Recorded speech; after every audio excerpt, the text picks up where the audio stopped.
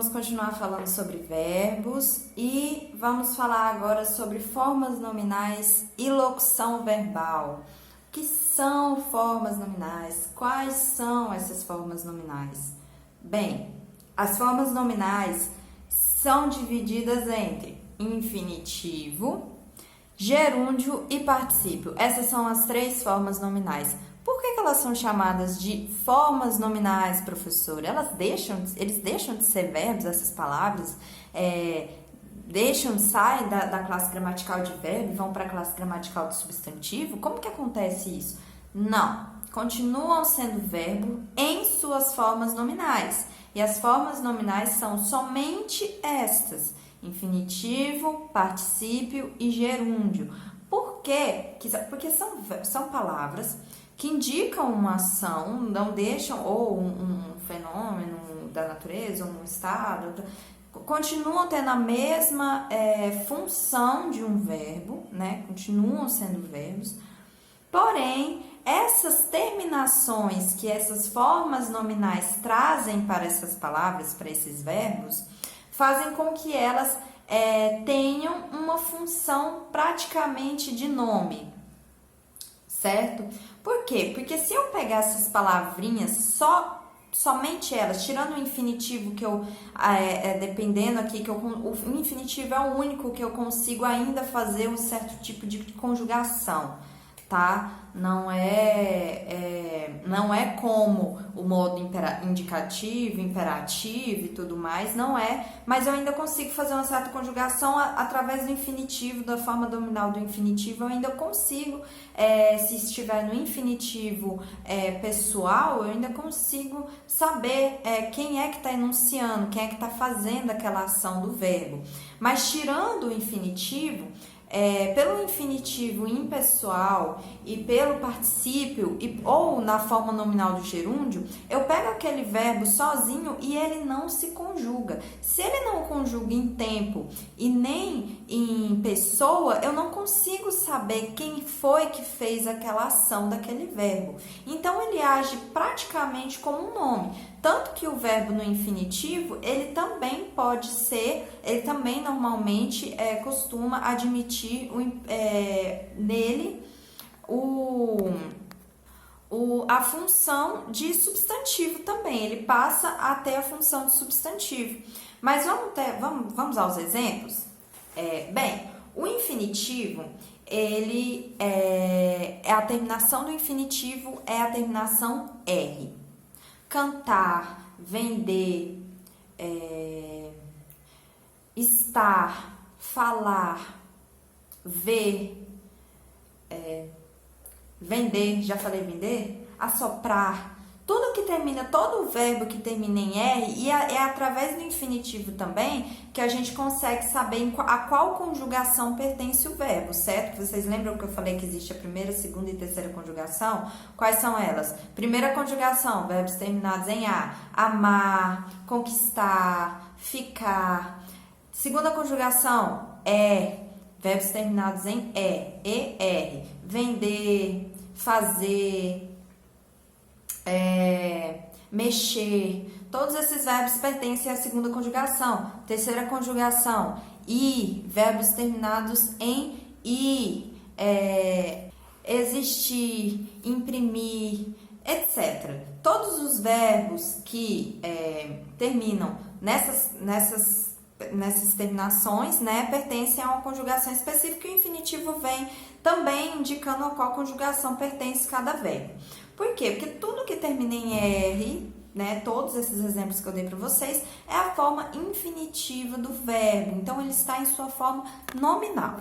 O infinitivo impessoal, ele não indica a qual pessoa se refere àquela ação. Por exemplo, cantar bem é um dom. Cantar, quem cantou? Não tem como eu saber. Agora, é diferente, gente, dos verbos no modo indicativo, subjuntivo ou imperativo, que aceita conjugação tanto de pessoa, flexão de pessoa e flexão de tempo. Vocês percebem aqui que quando, por exemplo, se eu falo assim, cantei no evento na Praça Cívica, cantei em um evento na Praça Cívica.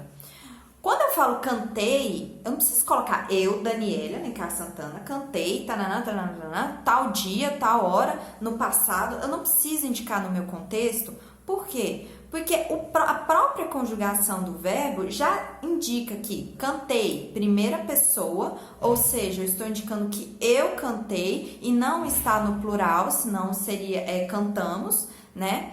E indica também que está no passado, no pretérito perfeito. Eu cantei, certo? Então, aqui, quando eu tenho um verbo conjugado em seus modos ou indicativo, subjuntivo e imperativo, eu consigo saber pela terminação, qual é a flexão de pessoa e qual é a flexão de tempo. Diferente desses verbos que nós estamos vendo aqui, que são os verbos nas suas formas nominais. A gente não consegue saber. Eles, por si só, eles não indicam quem é a pessoa do discurso ou em qual tempo aquela ação foi feita. O infinitivo pessoal, ele é empregado normalmente com outro verbo. E nós vamos falar sobre isso, que isso tem um nome, tá? Nós vamos falar sobre isso daqui a pouco. E ele, no caso, ele indica dentro ali daquela expressão em que tem dois verbos, né, que são usados juntos, aí sim ele vem conjugado. Por exemplo, por termos trabalhado muito, ganharemos uma boa recompensa. Veja que termos está sim flexionado, né, na primeira pessoa do plural, né? Só que, detalhe, aqui ele até se conjuga, tá? Mas ele não conjuga tempo, tá? Aqui o infinitivo pessoal, ele até conjuga, a gente até consegue conjugar esses verbos no infinitivo pessoal para indicar pessoa, mas não para indicar tempo. Lá na página 77 tem um quadrinho indicando todos os tipos de terminações, de formas de se conjugar os verbos no infinitivo pessoal, tá bom? Bem, depois nós passamos para o gerúndio. O gerúndio, ele traz uma ideia de continuidade de ação. Estamos estudando para a prova. Por exemplo, poupando, poderá estudar em uma boa universidade. A terminação é NDO. Toda vez que eu pego um verbo e coloco essa terminação NDO, poupando, estudando, fazendo, tirando, etc., isso quer dizer que os verbos estão no gerúndio, estão na forma nominal gerúndio e expressam uma continuidade. Da mesma forma que eu falei para vocês, quando eu falo estudando, poupando, fazendo, terminando, etc., ou seja, quando ele está no gerúndio, eu não consigo saber qual é a pessoa do discurso e nem em que tempo essa ação foi feita, né? Ou será feita. E, bem, essa é a ideia que o gerúndio expressa, indica continuidade, da mesma forma, sendo uma forma nominal, eu não consigo saber em qual tempo e qual pessoa do discurso.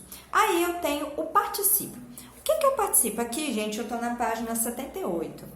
O particípio, gente, normalmente eu costumo falar que o particípio, ele tem as terminações ado e ido, tá? Ado para primeira conjugação, ou seja, verbos terminados em ar, e ido para segunda e terceira conjugação, verbos terminados em er e i. Porém, basicamente, para englobar tudo, porque na gramática todas as regras têm suas exceções, é mais fácil nós falarmos que os verbos no particípio terminam em DO ou O, ou, né, na flexão do gênero feminino, DA ou A. Por exemplo, preparada, indicada, subido, escrito. Vejam que, quando eu falei escrito, professora, mas escrito tá em T e O. Pois é, mas aqui no caso é uma das exceções que entraria se eu falasse que somente o particípio termina em ado e ido, tá? Tem as suas exceções. Mas qual que é a ideia que a forma nominal do particípio expressa dentro do contexto? Que o mais importante, além da regrinha, é nós sabermos como que nós aplicamos essa regra. O particípio, ele traz uma ideia de conclusão, né? Se eu tivesse estudado para a prova, teria tirado nota melhor. Então, assim, traz uma ideia de uma conclusão de uma ação, né, que já aconteceu em algum momento. tá? Então, o particípio ele traz essa ideia para dentro do meu, do meu contexto em que eu vou utilizar. Bem, agora nós vamos falar de locução verbal. O que é locução verbal, professora? Meu Deus! Gente, nós já estudamos sobre locuções em outras classes gramaticais, lembram? Falamos sobre locuções adjetivas e vamos continuar falando sobre locuções. Locuções, seja de que classe for, cada um em sua regra. A locução, quando eu falo locução, eu quero dizer que existem duas palavrinhas que exercem a função de uma em sua classe, tá bom? Aqui no caso dos verbos, eu tenho dois verbos, não são somente duas palavrinhas, né? Uma preposição mais um substantivo, não, são dois verbos. Dois verbos que expressam o papel de um somente, ou seja, a ideia desses dois verbos juntos exprimem, no caso, a ideia de um só, é a ideia de um só verbo, certo? Como assim, professora?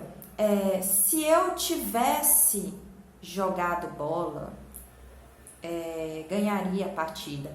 Olha só, eu tenho dois verbos aqui. Se eu tivesse jogado. Tivesse vem do verbo ter e jogado vem do verbo jogar. Eu tenho dois verbos. O que acontece dentro da locução verbal? A locução verbal, ela traz um verbo auxiliar e um verbo principal. O verbo auxiliar, normalmente, ele é um verbo que traz a conjugação, ele vem conjugado. Olha, o tivesse, ele tá conjugado. Ele traz a conjugação, só que ele não traz a ideia principal. A ideia da ação principal ela vem através do verbo principal, que aqui no caso da minha oração é jogado. Se eu tivesse jogado bola, teria ganhado a partida. Jogado é quem traz a ideia principal da minha locução, certo? Esses verbos principais, eles vêm em formas nominais.